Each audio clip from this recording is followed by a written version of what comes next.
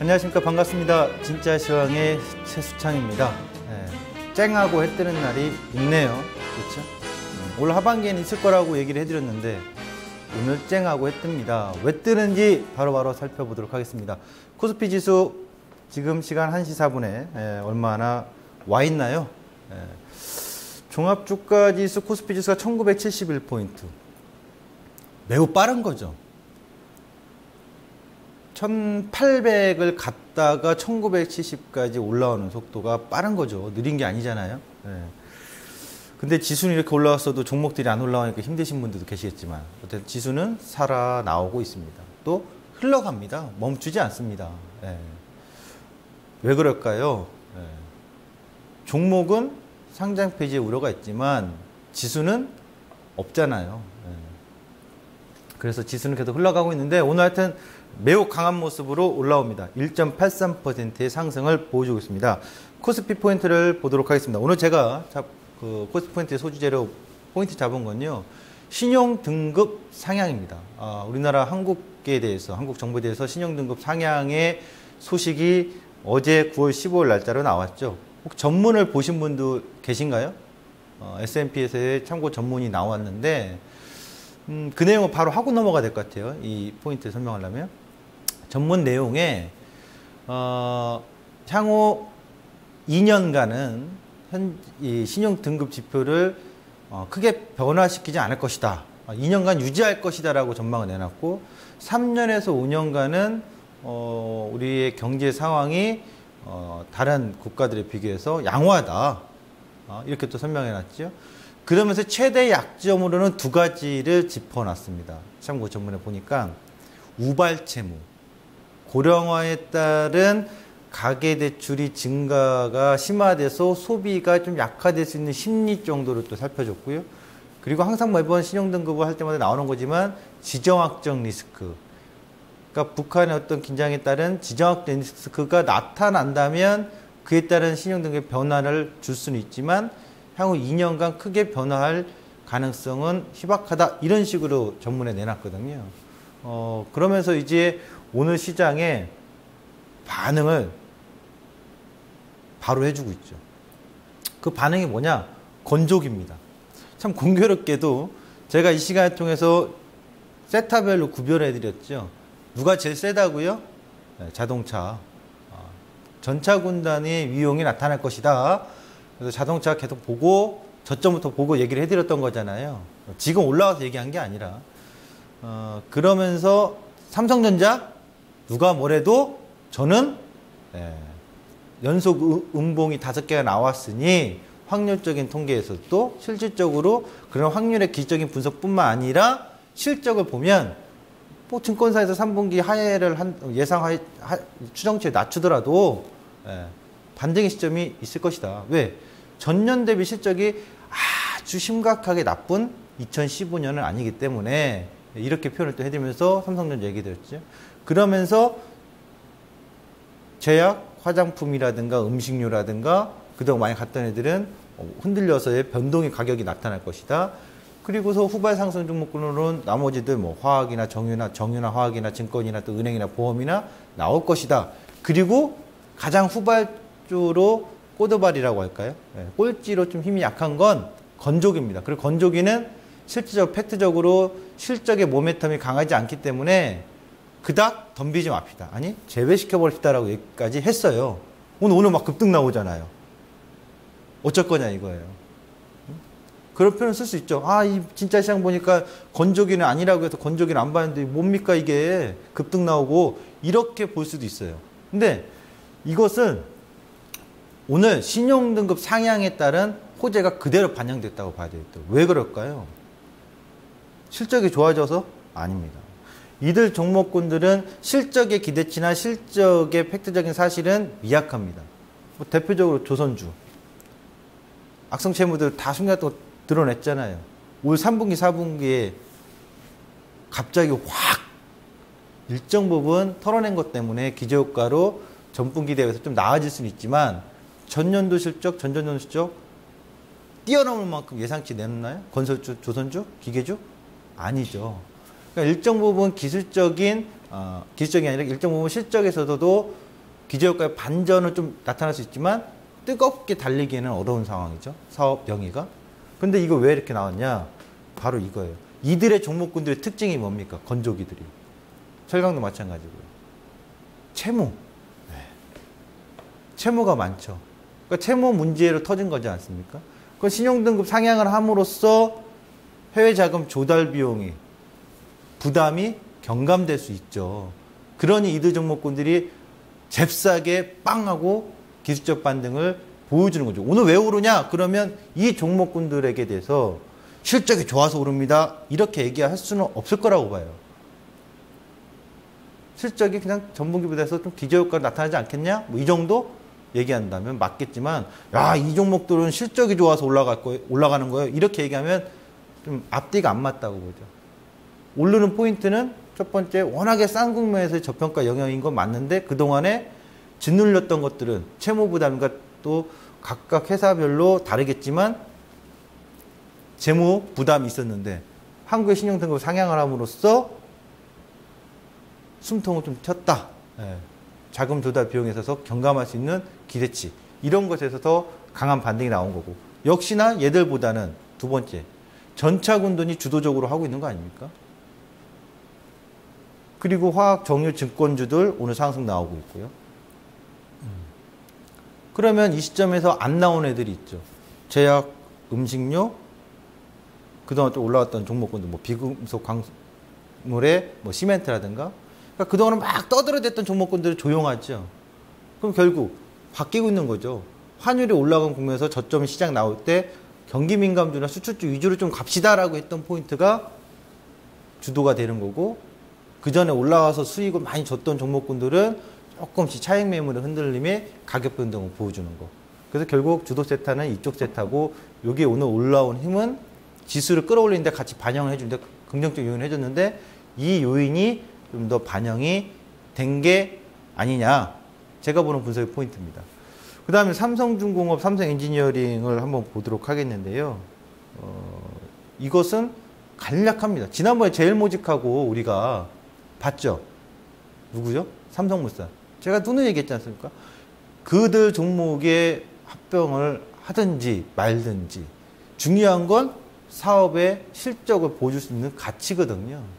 그래서 크게 개의치 마십시다라고 했던 거예요. 그 점을 이 두 종목군들도 동일하게 좀 보시면 될 것 같아요. 다만 뭐 뉴스와 이슈화는 계속 되면서 변동을 주겠지만, 그것이 투자의 주 관전 포인트와 가치 포인트는 아니다. 이렇게 보시면 되겠습니다. 자, 하나씩 들어가 보도록 하겠습니다. S&P 한국 신용등급 상향이 나와서 보는데 뉴스 기사에 보니까요. S&P 한국 국가신용등급을 상향했다. 또 정부에서도 나오죠.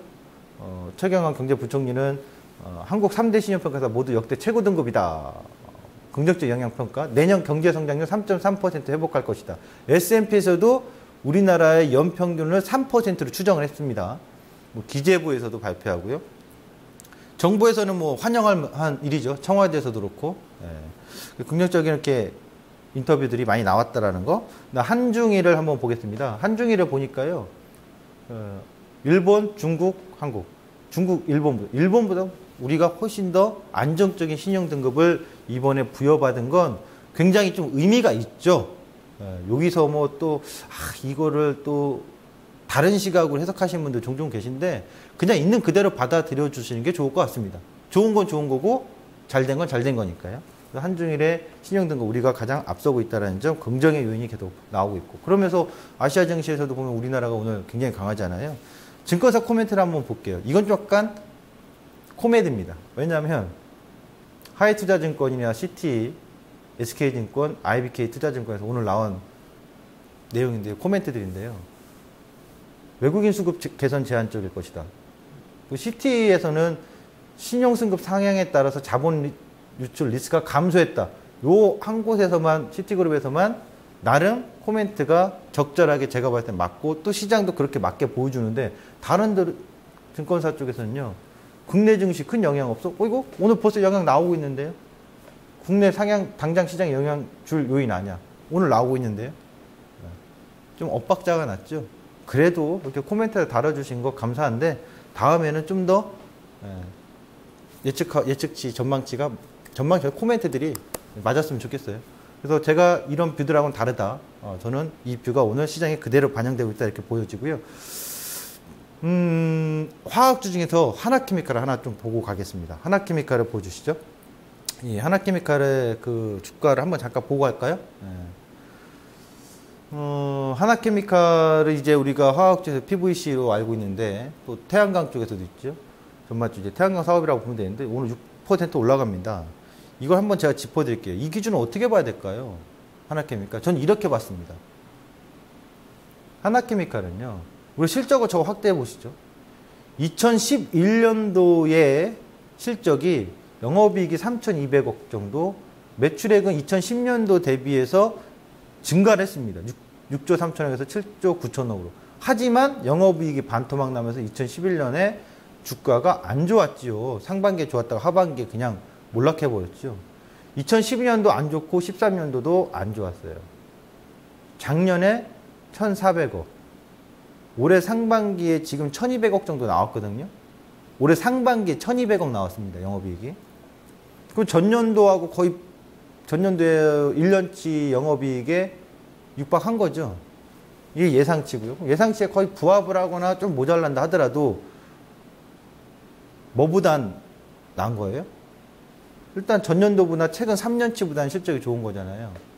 그런데 2011년도의 실적만큼은 올해 좋을 리는 없죠. 예상치 자체도 3천억이 안 되고, 그러면 주가 지금 올라오는 거 보면 보시면 작년부터 서서히 이게 올해 작년 연말부터 바닥 찍고 서서히 올라오고 있죠. 그러니까 이 영역이 과매도 영역이었던 거고, 이게 실적을 반영하면서 올라온 거고, 눌렸더라도 다시 바운딩 나오는데 어디까지 볼 거냐 이거예요. 그럼 저는 올 하반기까지 본 다음에 연말까지 2011년도 연말 종가 기준으로 한 2만 5천 원? 2만 4천 원대?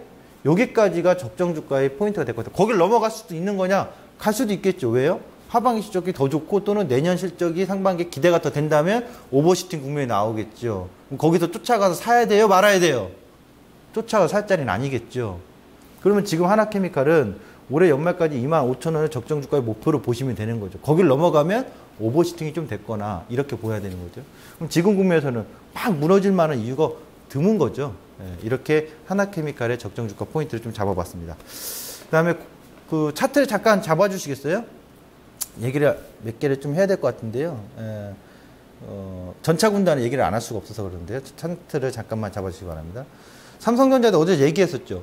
1144 애우기 쉽다. 1144 넘어가는 시점에서 돌파 파워 나온다. 오늘 나오고 있잖아요. 확대해 보면. 그렇죠? 1144 이거 넘어가면 파워 나온다. 파워 나오고 있는 힘이죠. 그럼 당연히 전고점 넘어가는 흐름이고, 삼성전자가 살아나니 지수의 힘이 빵빵 살아나는 거고요. 그 다음에 현대차 한번 잠깐 볼까요? 기아차, 현대차. 기아차는 52,700원 온다고 했죠. 어디가 온다고 한 거죠? 여기요. 여기서부터 올라올 때 여기 올라옵니다. 그렇죠? 한 번에 여기 만난다. 만나서 좀 더 어제 얘기했던 그런 흐름을 계속해서 주목하시면 이제는 얘를 연고점을 보는 거죠.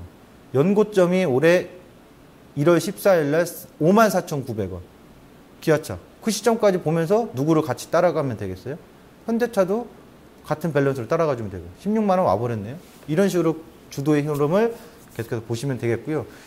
얘 종목군들은 결국 3분기 실적 발표하는 시점까지 가는 거죠. 이렇게 흐름을 유추해서 가시면 될 것 같습니다. 코스닥 포인트를 보러 가도록 하겠습니다. 빨리 가야 되겠네요. 코스닥 포인트 보겠습니다. 1.3% 역시나 뭐 그 자리 지수 자체는. 하지만 종목별로 따라 보자 이거예요. 급락의 어떤 위기감 없으면 종목별 공부할 수 있는 거니까요. 오늘 코스닥 포인트요. 두 종목입니다. 아이디스와 하이비전 시스템입니다. 아이디스는 이 시간 쪽에서 많이 보셨죠? 본 거 또 보고 할 수 있는 거예요.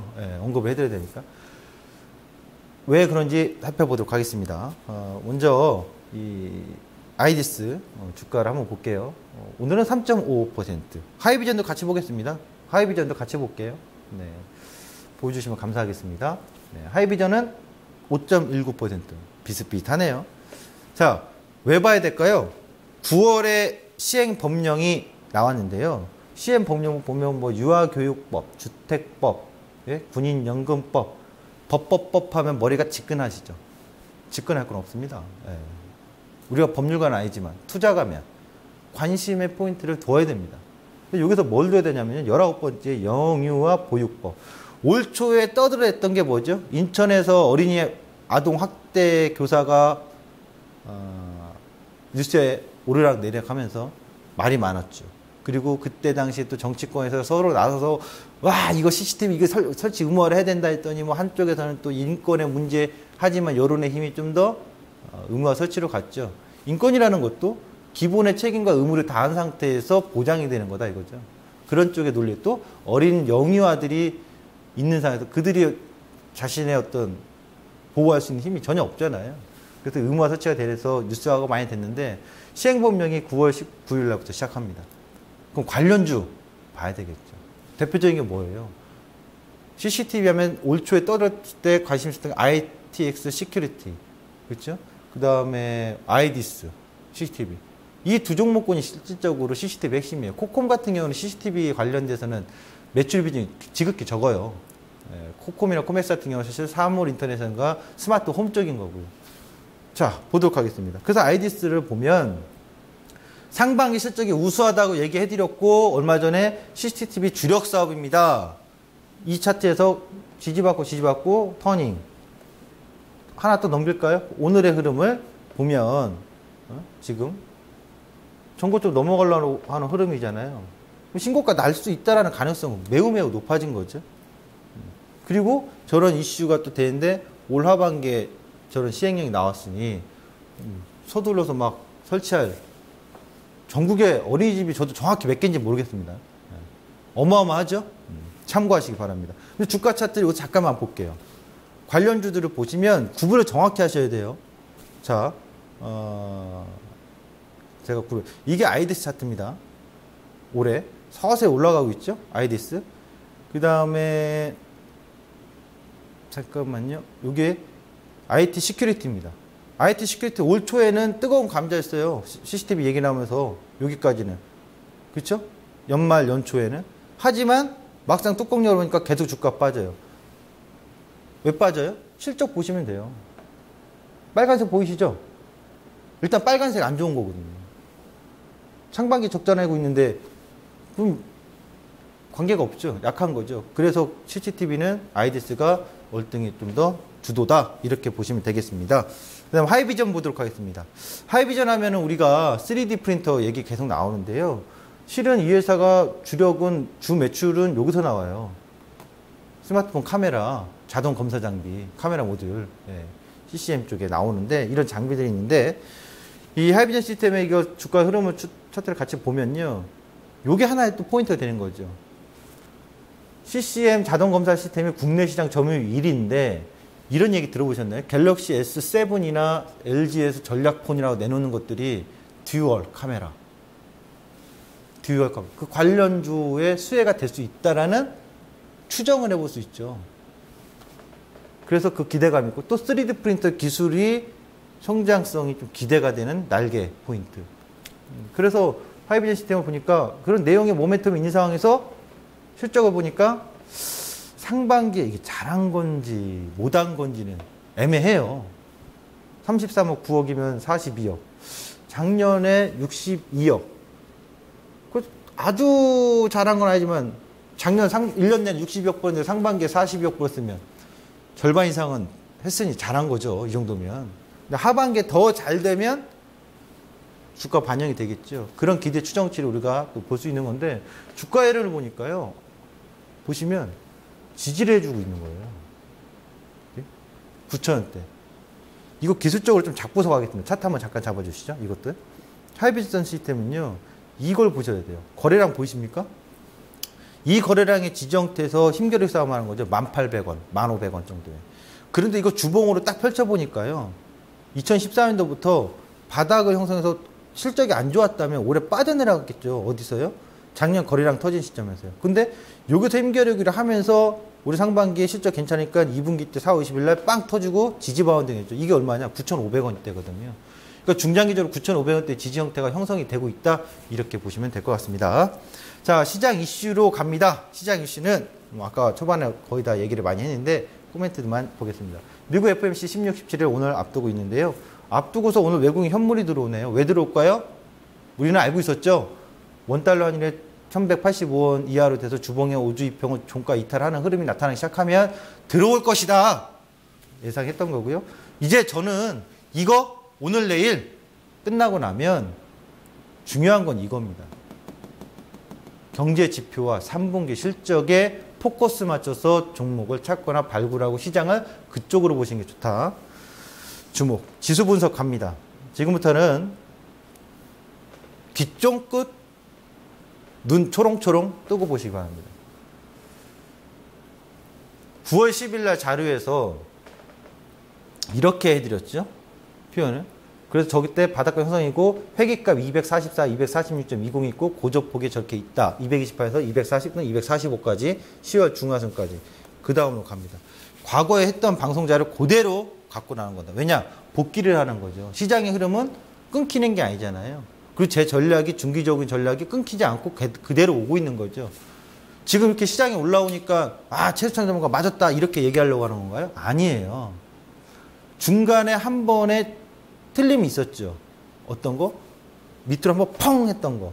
근데 하락의 흐름이라고 예상을 했는데 230대 초반까지 봤어도 그 이하까지 확 떨어졌던 거에서는 제가 언급을 해서 그 포인트에서 사과의 언급을 했었죠. 근데 그때 당시에 틀린 실수는 인정했는데 실패를 인정했나요? 아니죠. 실패는 인정하지 않았습니다. 그러니까 전략적으로 계속해서 오는 거예요. 하나 더 넘겨보도록 하죠. 지수 분석을 때 이때 얘기했었습니다. 보시면 247.36 추가적 회기값이 굉장히 많다 이후에 8월 첫날에 그래서 이런 그림 쭉 뺐다가 올라오나 어쨌든 올라온다. 어디를? 247.36을 8월 저점은 불분명함. 그러나 명확한 고점이 회기값이 존재한다. 역시 8월 저점은 불분명했고 굉장히 큰 충격을 줬어요. 또 넘겨보죠. 다음 과거 자료에 또 그 다음에 어떤 얘기가 있냐. 내려올 때 이때 큰 갭방프가 났어요. 북한발 대북 리스크 생기면서. 그 당시에 방송할 때 필갭이다. 무조건 메운다. 이거 메운 건 뭐 다 확인되셨을 거고요. 수창파 동상 마디왕성이 돼서 잉태형이 마감시이나 일봉상 변곡 가능성 매우 높음. 변동성 내재함. 변동성 내재함은 위아래로 해서 2% 움직이는데 변곡 저점이 났으니까 2% 위로 빵 떴었죠. 또 넘겨보도록 하죠. 과거 자료. 필갭입니다. 얘기했습니다. 그러면서 8월 저점 영역 바닥권 형성가는 하반기 최저점 영역 예상을 분석한다. 8월 저점 인식 217.52이다. 그리고 하반기 최저점일 가능성이 높다라고 언급을 해드렸습니다. 그리고 지금 보도록 하죠. 며칠 전에 했던 자료 또 10월 중하순의 고저 범위 228대까지 갔다가 올라올지 어떤 228, 244 범위 안에 있다. 좀 더 벌리면 이거다. 저점 깨고 내려간 일 없다. 8월의 저점이 하반기 저점이다. 가능성이 높다. 저 고저 275.11에서 이 저점 270.52에 하프 반등까지 보자. 바닥권 형성이 흔들기 가는 기간 눌림과 며칠간 기간 눌림을 해줬죠. 또 봅시다. 마지막으로 볼 때 이거였죠. 내용이 제일 중요한 거. 현 시점 가격 추이의 흐름과 속도보다 방향이 설정에 주목하다. 방향 설정은 이 회기값을 보러 가는 거니 제가 같은 가두리를 좀 보입니다. 네? 그래서 눌러주면 매수 영역이에요. 물량 털 영역이 아니다. 물량 털라는 얘기 한 적이 없습니다. 그렇죠? 여전히 가는 그림 있죠? 지금 다들 뭐 22평 저항이네, 62평 저항이네, 뭔 저항이네, 뭔 저항이네. 저항점 찾는 게 중요하지 않아요. 이제 매수 잡기 되게 어려워진다니까요. 얼마나 좋아요. 눈 감고 필갭이니까 확 잡아버리고 또 잡고 냅둬요. 잡고 나서 또 요 위에서 잡으신 분들도 냅두세요. 왜 자꾸 긴장하고 털려고 그래요. 갈 자리가 아직 있는데 어디까지? 이게 와야죠. 온 다음에 거기서 털까 말까. 그리고 이 이전에 한 가지 고민되는 자리가 있습니다. 그게 239.60 정도에서 240대에서 밀었다가 흔들었다가 또 올라갈 수도 있고 거기서 또 넘어갈 수 있는데 그 자리대에서 조금 헤맬 수는 있어요. 하지만 여전히 회계가스의 오름은 유지가 된다. 전략은 살아있다. 이렇게 보시면 되겠습니다. 지금까지 진짜 시황의 최수창이었습니다. 감사합니다.